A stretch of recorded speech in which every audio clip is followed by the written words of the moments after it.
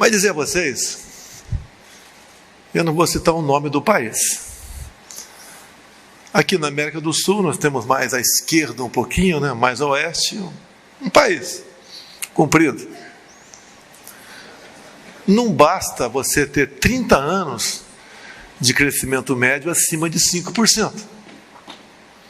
Quando a política lá na frente redireciona esse crescimento. Não basta ser lá no norte, lá em cima, o país que tem a maior reserva de petróleo do mundo, a população fugir para um paraíso, que para eles é o estado de Roraima. É a política interferindo pelo lado negativo. Aqui, mais à esquerda, o voto foi em papel. Todos são escravos por as suas decisões. Mas lá ao norte é um voto eletrônico. Fica uma interrogação. Aqui mais ao sul, um outro país, também que, não vou dizer o nome, mas rivaliza conosco, em especial no futebol. E a gente vê as dificuldades que esse país está passando. Seria muito bom para nós, esses 3 países, com mais 8 que fazem divisa conosco, fossem prósperos. Mas tem aqui na América do Sul, parece uma cabeça de burro, né? Que força a gente para o lado esquerdo. Se vocês fossem analisar o meu governo, não vou nem falar das condições como eu cheguei. Um milagre de Deus. Facada, um partido muito pequeno, era acusado de tudo. E vencemos. Queria que tivesse mais tempo para falar como vencemos. Que é uma coisa simplesmente de aterrorizar qualquer um. Eu entendo que, Marco Feliciano, foi um momento que a mão de Deus foi colocada sobre o Brasil. Tem gente melhor do que eu, tem milhares de pessoas melhores do que eu. Mas eleição para presidente em especial é um self-service. É o que tem na mesa. Não adianta pedir camarão se não tem camarão. Quero um cordeiro se não tem cordeiro. É o que está na mesa. E às vezes, estando na mesa, você vai ter que comer. Vamos escolher o melhor ou o menos ruim. E assim foi feito em 2018. Eu ganhei no primeiro turno. Mas não vou entrar em detalhe aqui. Assumimos o governo. Um outro milagre. Escolher ministros, eu escolhi meus ministros. Coisa que era feita por partidos políticos. E descobri que, além de partidos políticos, um outro poder também escolhia estatal. Como escolheu. E eu peço que vocês analisem o perfil dos 22 ministros titulares, agora tenho 23, e comparem com os demais. Quando aqui se falou que o Tarcísio disse que o Brasil está condenado a dar certo, é por causa disso.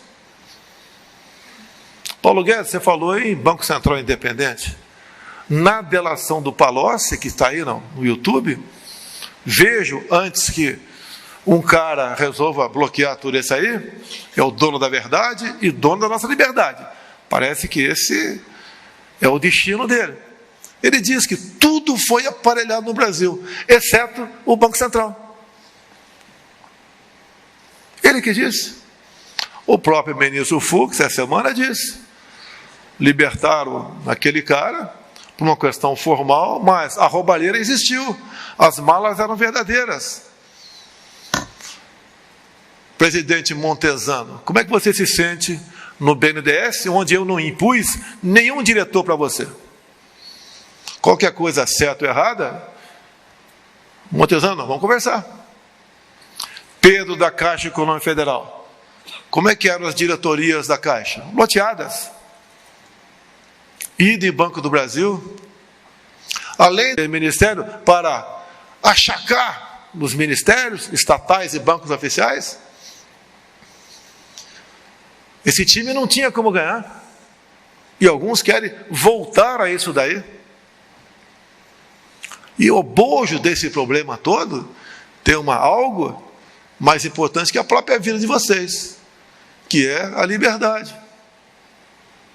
Não podemos admitir no Brasil que um presidente da Câmara, do Senado, do Brasil, do Supremo, ou alguns dos integrantes desses poderes tenham poder absoluto. Eu quero, eu não quero. Eu prendo, eu desmonetizo, eu processo, eu abro inquérito, que se exploda o Ministério Público. O que está em jogo? Eu acabei de citar, começando de um país mais a oeste, comprido. Até lá no norte da América, também a gente vê coisas esquisitas acontecendo. Vamos desarmar a população. Todas as ditaduras foram precedidas de desarmamento. O que nós vivemos no momento, bem disse o Paulo Guedes, um problema de inflação no mundo todo, combustíveis e alimentos.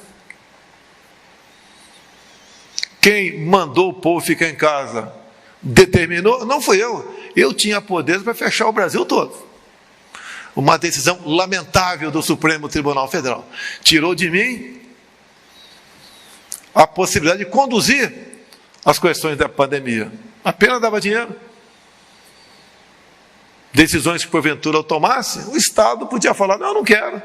Eu quero mais rígida. E o prefeito, por sua vez, eu quero mais rígida. E eu sempre falei, vamos combater o vírus e preservar empregos. E eu dou um exemplo claro para vocês. Eu fiz na minha parte. Quando as universidades fecharam, no Brasil todo, eu falei, a Academia Militar das Agulhas Negras, Academia da Força Aérea, Escola Naval, não fecharão. Ah, se alguém morrer, o problema é meu, eu respondo. Ninguém morreu. Ser chefe de executivo é decidir. Às vezes você erra, mas você não pode errar constantemente. Talvez eu tenha sido o único chefe de Estado do mundo que foi contra o lockdown. Não poderia fazer valer isso. Porque eu sempre disse, tem uma passagem bíblica que fala, por falta de conhecimento meu povo pereceu. Eu não podia fazer valer a minha vontade. O povo ainda não entendia o que estava acontecendo. Hoje entende. Uma coisa esquisita, né? Os vacinados contraem vírus e morrem. Assim como morreu Aguinaldo Timóteo, entre tantas outras pessoas. Mas a gente não vai entrar nessa área. Mas isso afetou a economia brasileira. A guerra a 10 mil quilômetros de distância afeta também. Alguns querem que eu decida problemas mundo afora. Eu já estou cheio de problema aqui no Brasil. Se eu pudesse decretar paz no mundo todo, eu decretaria. Mas eu não posso, esse rompante, que é muito bom para aparecer na mídia, eu simplesmente botar no chão o nosso agronegócio. Que alguns falam que é perfeito. Não é perfeito. Nós somos dependentes de fertilizantes. Fomos negociar. Resolvemos a questão. A presidente do OMC, há 2 meses, esteve falando comigo, quando saiu de lá, falou para a mídia do mundo todo, que sem o Brasil, o mundo passa fome. Apanhei muito da imprensa, quando fui lá para fora, conversar com o presidente da Rússia. Quero a paz. Temos 600 mil ucranianos no Paraná. Mas eu sou presidente do Brasil. Quando estive agora com o Joe Biden, teve uma bilateral ampliada, umas 20 pessoas, 10 de cada lado. Ele começou falando uma coisa que não era para ter segredo, né? Afinal de contas, umas 20 pessoas presentes. Queremos ajudar o Brasil a preservar a Amazônia, mas nós destruímos a América do Norte. Sinceridade. Eu não vou falar para ele, e a Califórnia já pegou fogo de novo? que quando pega fogo num pedaço do Pantanal, ou numa orla da região amazônica, o mundo cai na minha cabeça. Mas por que interesse isso aí? Por que o mundo cai na cabeça da gente? Interesse econômico. De um grande país da Europa, em especial, cujo presidente foi reeleito agora, que tem seus commodities, que quer evitar a concorrência, nos deixar sempre num canto, mas agora, com a guerra, com a Ucrânia exportando muito menos, e com a crise de gás chegando lá, a Europa toda começou a mudar a sua legislação ambiental. Não existe mais terra de repouso lá. Está se plantando em qualquer local. E os senhores, quando voam pela Europa, né, ou para os Estados Unidos, é só olhar para baixo. Quando vê um rio, não existe mata ciliar. Nós preservamos as nossas florestas. 2/3 aqui no Brasil está como, na mesma forma, quando Pedro Álvares Cabral chegou aqui. E quando Pedro Álvares Cabral chegou, já se cobiçava a Amazônia, antes do descobrimento. Ué, de quando é o Tratado de Tordesilhas? 1494. O que ele botava a oeste, se não a região amazônica? Coincidência? Ou não? Não sei. Mas é uma região fantástica, que por 2 vezes se discutiu a sua soberania relativizada.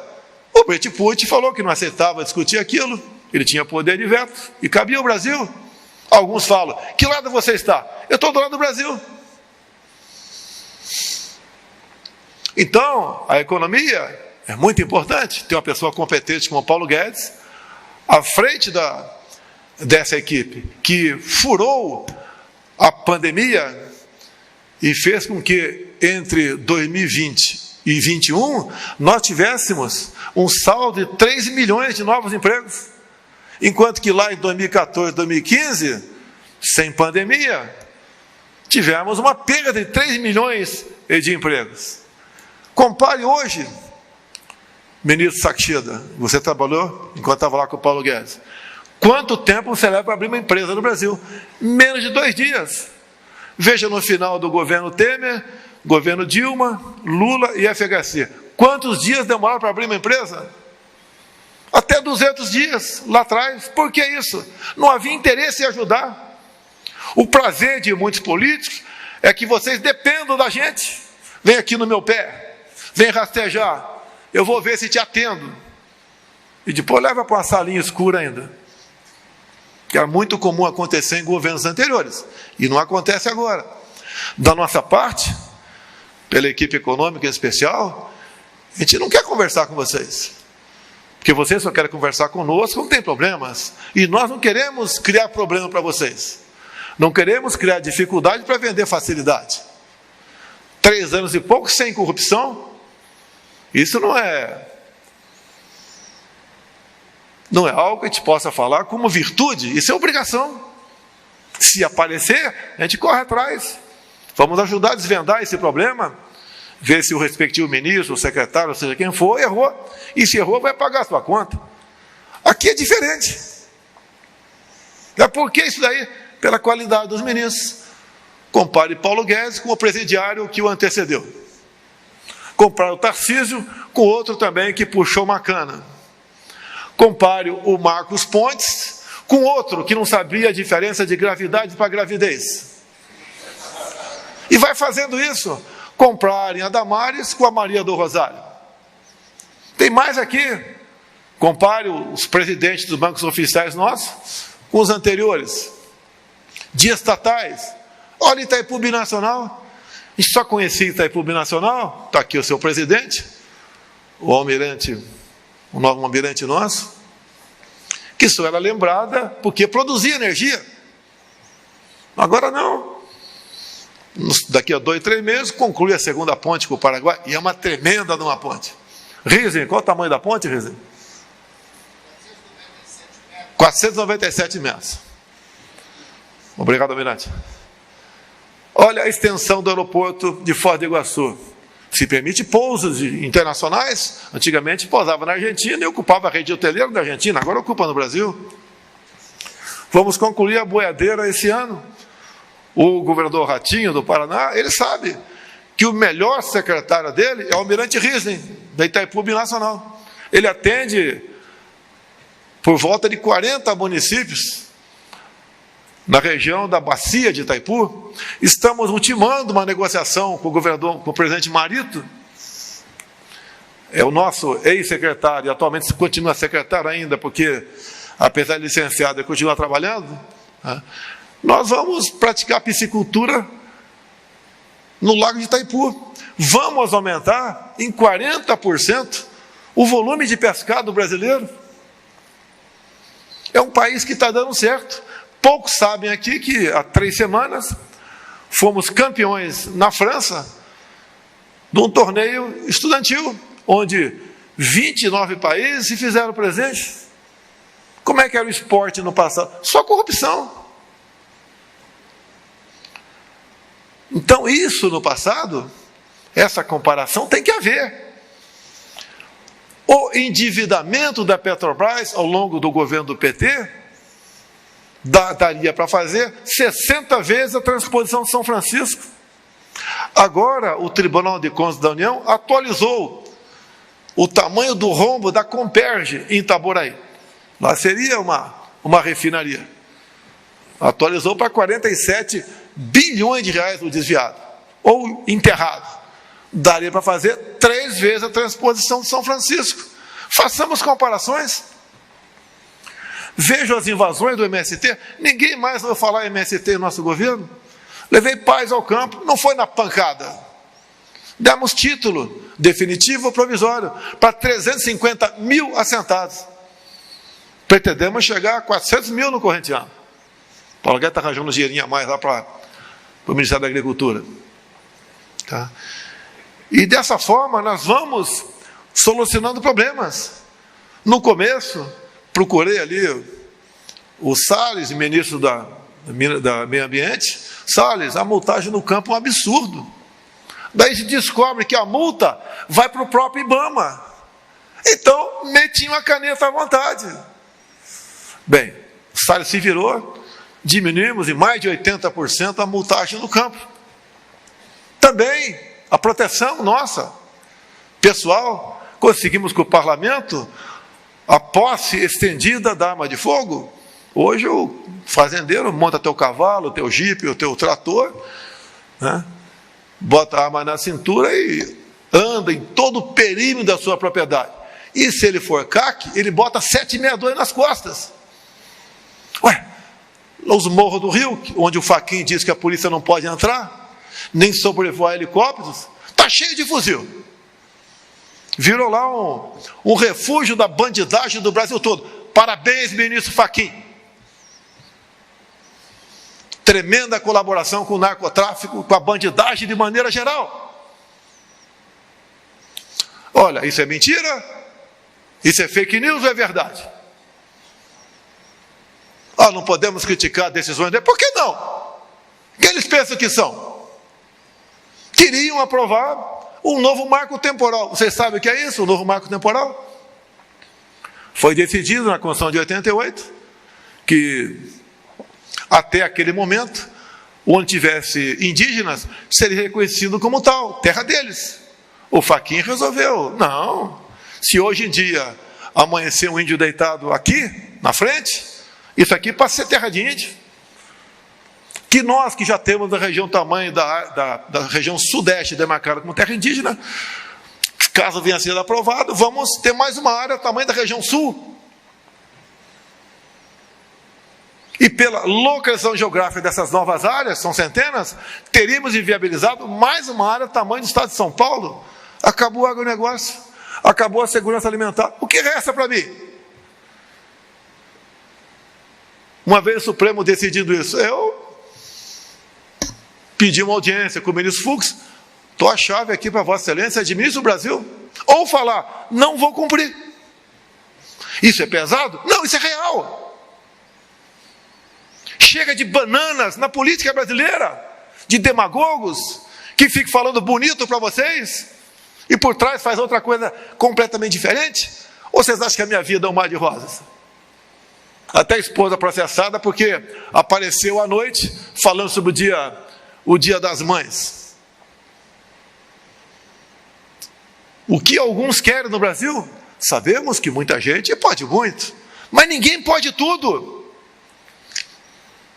Por quê? Quem duvidar do sistema eletrônico, o candidato vai ter o registro cassado e preso. Eu sou obrigado a confiar? Eu posso apresentar falhas? Eu posso dizer como foi a eleição de 2014, que no meu entendimento técnico o Aécio ganhou? Eu, técnico, com a documentação que eu tenho do próprio TSE, falar que eu ganhei no primeiro turno, não posso falar isso? Vão caçar meu registro? Aqui não tem ninguém mais homem do que outro aqui no Brasil. Somos cidadãos, queremos a paz, prosperidade, tranquilidade. Mais exemplo de outro país mais aqui à esquerda, estava muito bem a sua economia. Ninguém esperava que fosse acontecer o que está acontecendo. E o Brasil vai pelo mesmo caminho ou não? É justo, meus senhores, o ministro Fachin, o que tirou o Lula da cadeia, está à frente do processo eleitoral? É justo ele se reunir há 10 dias com 70 embaixadores? Temos uns 15 aqui. É justo o ministro Fachin reunir com 70 embaixadores e falar para ele de forma indireta que eu estou solapando a democracia no Brasil. E quando aparecer o retrato do final da apuração no primeiro turno, peçam que seus respectivos chefes de Estado reconheçam imediatamente o resultado das eleições. O cara não sai na rua nem para tomar uma pinga no botequim. E a pesquisa, o Datafolha, é que vai validar o nome de quem vai ser votado. Eu sou no tempo que ganhava a eleição que tinha voto dentro da urna, e não um amigo contando na sala cofre. Eu estou com medo de eleição? Nenhum medo de eleição. Sou democrata, prezo pela liberdade e quero a coisa certa. Nós estamos falando antes. Por que o ministro Barroso, o ano passado, vai para dentro da Câmara dos Deputados, se reúne com 11 líderes partidários, e no dia seguinte, a composição dos integrantes da comissão especial que analisava o voto impresso muda os seus representantes? E daí perdemos na comissão. Foi para plenário, ganhamos, mas não tivemos 308 votos. Interferência. Se fazem tudo isso, vocês querem mais sinais do que pode acontecer no Brasil? Convido as Forças Armadas a integrar uma comissão de transparência eleitoral. As Forças Armadas descobrem mais de 500 vulnerabilidades. Vocês imaginaram? 500 vulnerabilidades? Apresento uma dezena de sugestões. Bem, daí o TSE não quer mais conversa. Eleições são para forças desarmadas. Convidaram para quê? Para a gente fazer papel de fazer moldura? Daí convidam um ex-ministro da Defesa para tentar enquadrar a nossa comissão. Ele não aceitou.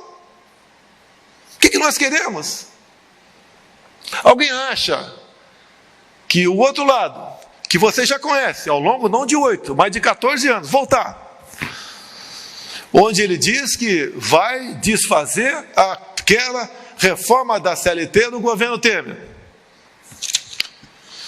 diz que vai valorizar o MST,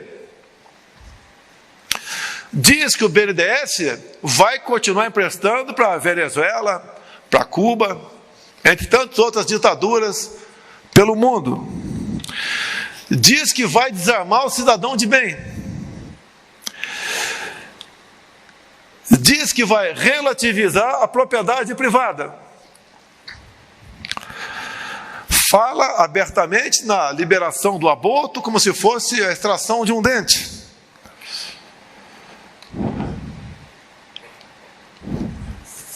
Deixa eu pegar meus óculos aqui. Estou encerrando, tá? Diz que é uma só América do Sul, uma grande pátria bolivariana, que é um banco central para toda a América do Sul. Diz que vai promover os seus oficiais generais pelo critério democrático. Quem não falar viva Lula ou viva Chávez não sai general. Diz que vai botar um ponto final nos colégios militares e nas escolas cívico-militares. O que podemos esperar disso aí? Tudo fala para não ter voto. Como é que vai ter voto? Quem vai contar esses votos? Quem garante, que tem gente que entende informática aqui, que nós estamos tranquilos na questão eleitoral? Quem garante isso? A imprensa vai me chamar que eu ataquei hoje a democracia novamente? Estou botando dados. Já chega empresário de fora do Brasil que diz só vai realmente concretizar seus negócios do Brasil depois das eleições, que não sabe o que vai acontecer em outubro. Nós temos um governo hoje em dia, que vocês podem não concordar, mas que acredita em Deus. Se alguém não acredita, não tem problema, é um direito seu. Um governo que respeita as suas Forças Armadas e seus policiais. Um governo que respeita a família brasileira. Um governo que não quer ideologia de gênero, que não quer que os filhos nossos ou netos de 6 anos de idade sejam sexualizados em sala de aula. Eu posso não saber o caminho do sucesso, mas sei exatamente qual do fracasso. A minha memória pode não ser muito boa para lembrar coisas de 50 anos atrás, mas lembro muito bem dos últimos 20 anos que eu vivi aqui no Brasil. Sei o que eu passei para chegar aqui. Não foi uma obsessão. Eu resolvi disputar a presidência porque não queria mais ser deputado federal. Cansei. Vou cuidar da minha vida, mas quero sair honrado por cima. Mas me dediquei. Final de 2014, tem um vídeo meu na Academia Militar das Agulhas Negras, se dirigindo a cadetes, onde eu falei o que ia acontecer nos 4 anos pela frente, até 2018, até a tentativa de homicídio. Eu falei, tem bola de cristal? Não tenho bola de cristal. Mas eu sei quem está do outro lado. Por que não é desvendado o caso Adélio comigo? Está lá o criminoso. 3 advogados chegam de nome, chegam o dia seguinte, em Juiz de Fora. Uma pessoa tentou entrar na Câmara dos Deputados, usando o documento do Adélio, para que ele tivesse um álibi, caso fugisse lá do flagrante de Juiz de Fora. Por que não foi apurado isso?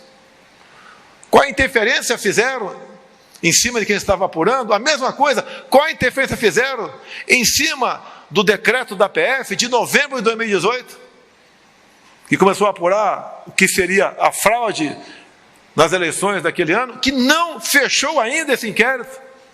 Essas verdades, essas questões políticas, têm que estar ao lado da questão econômica, senão vocês não têm tranquilidade. Por que temos aqui 15 embaixadores aqui? Que o que está sobrando no mundo é o Brasil.